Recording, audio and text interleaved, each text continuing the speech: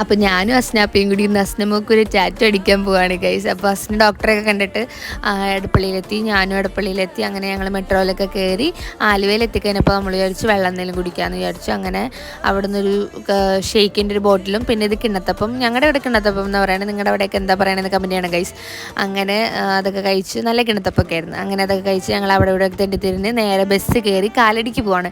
കാലടിയിലാണ് നമ്മുടെ tattoo studio.